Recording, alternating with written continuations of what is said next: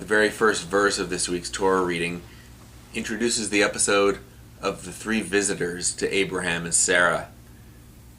From the outset, the Torah seems to blur its description of that visit with a visitation from God. It says, "The Lord appeared to him. Looking up, he saw three men standing near him." The men seem to already know that Abraham has a wife and that her name is Sarah.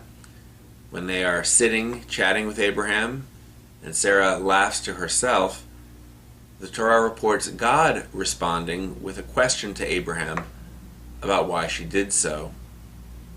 And when Abraham addresses them, inviting them to sit, rest, wash, and eat, he calls them Adonai. For a text as ancient as the Torah is, what never ceases to amaze me is how well it is written. The Torah is rarely haphazard. It carefully deploys its words and its images, consciously creating sustained, integrated stories. So what does it mean to say that the Lord visited Abraham, but that Abraham saw three men? That three men sat before him, but that he spoke to God?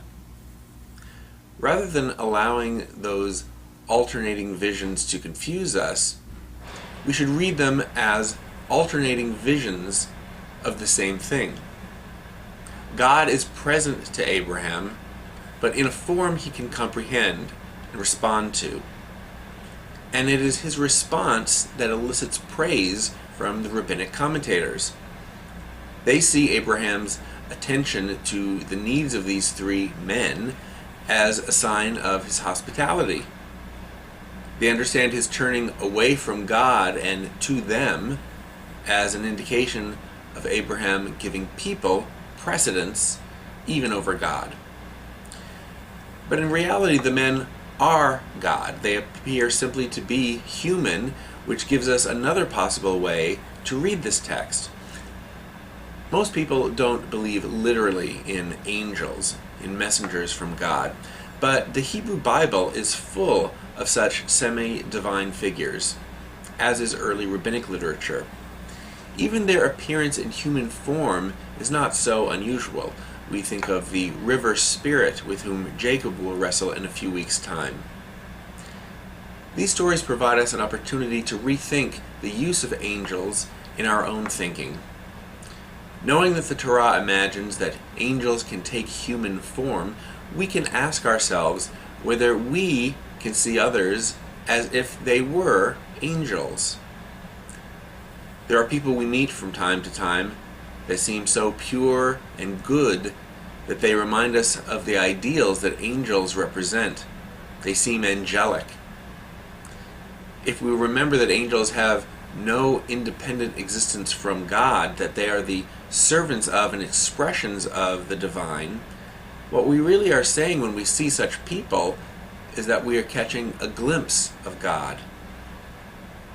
When Abraham's grandsons Jacob and Esau reconcile after many years of estrangement, Jacob says to the brother he tricked, "Seeing your face is like seeing the face of God." Now Jacob knows his brother is not God, or even an angel, but what they've gone through together and apart has brought them to a moment when Jacob feels the same kind of uplift that a divine encounter engenders. All of this forces us to ask ourselves, when we look into another person's face, can we see God? Can we look through the immediacy of another person's physical presence and see the eternality of the divine? Abraham does, Sarah does, and then lies to God's face, which is some chutzpah. Seeing God in other people's faces might also alter our interactions with them. Looking at other people as if they were a human representation of God could help us to train ourselves to refrain from saying negative things, to strive to do more for their sake, to smile a bit more in appreciation of their presence. That might even be a positive goal for each of us, forcing ourselves to see God in every face that we encounter. from Congregation Beth Judea, Shabbat Shalom.